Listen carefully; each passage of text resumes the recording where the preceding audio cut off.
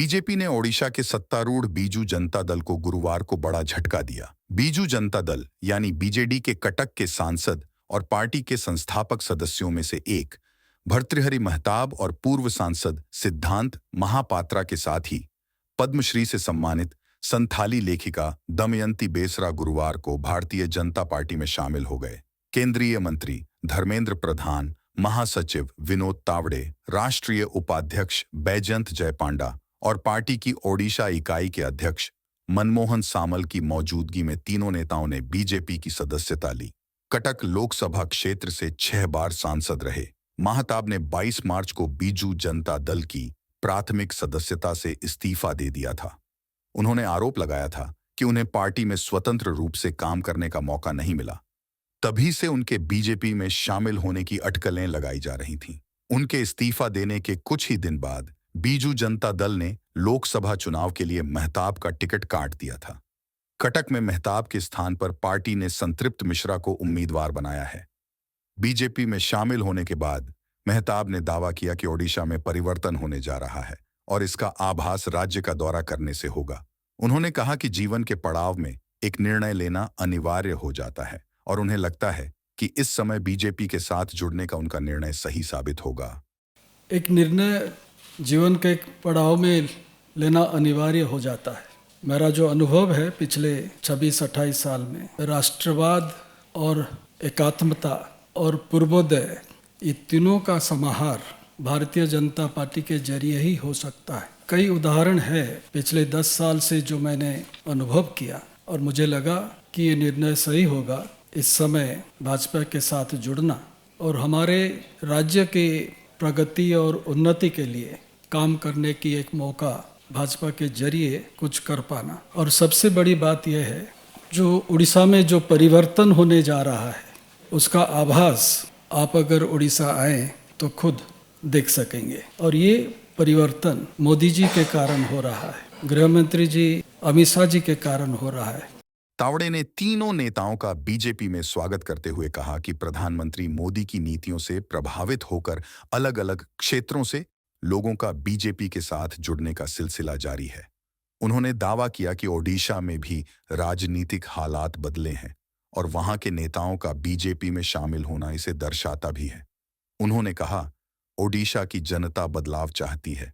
ओडिशा की जनता के हित में पार्टी सभी नेताओं का उनकी क्षमता के अनुरूप उपयोग करेगी।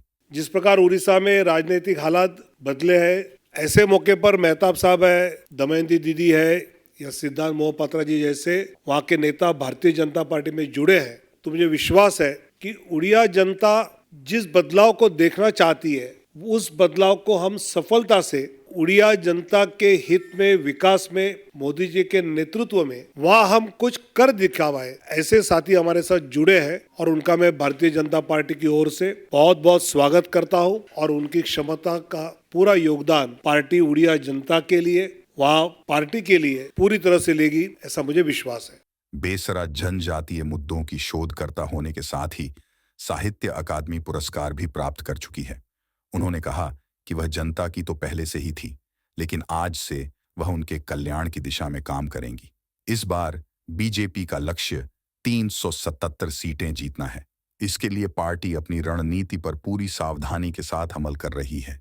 इसी के तहत पार्टी देश के सभी हिस्सों में दूसरे दलों के उन नेताओं और कार्यकर्ताओं को अपने साथ लाने के लिए लगातार प्रयास कर रही है जो अपने क्षेत्र में जिताऊ और जनाधार वाली हैसियत रखते हैं।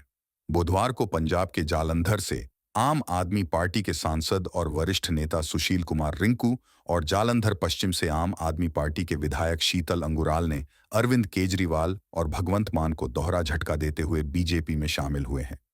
लुधियाना से लोकसभा सांसद और वरिष्ठ नेता रवनीत सिंह बिट्टू ने कांग्रेस को छोड़कर बीजेपी की सदस्यता ली है।